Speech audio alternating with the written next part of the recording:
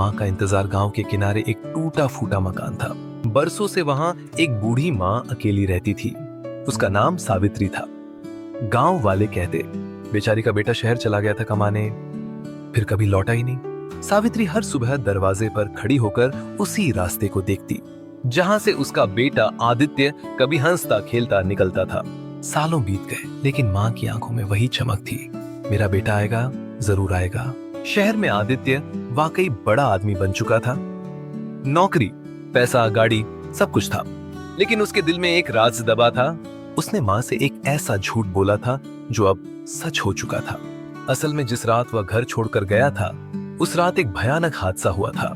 रास्ते में उसने किसी को टक्कर मार दी थी और डर के मारे बिना पीछे देखे भाग गया।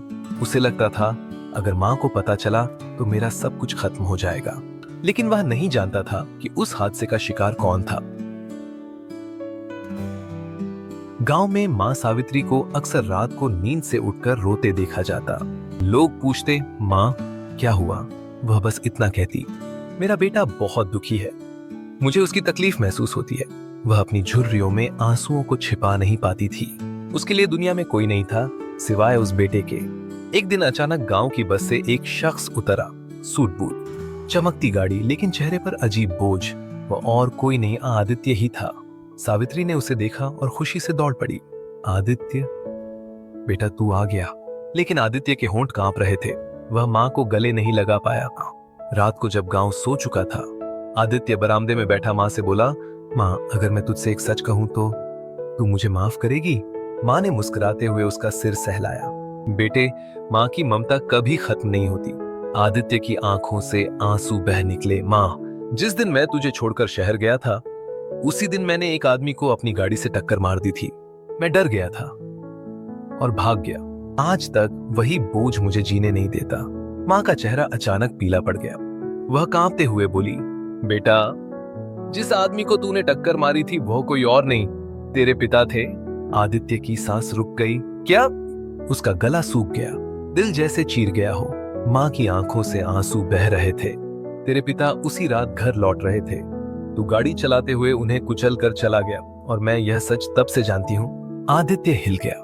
माँ, तुझे कैसे पता? माँ बोली, क्योंकि मैं उसी जगह पहुंची थी। मैंने तेरे पिता की अंतिम सांसें देखी।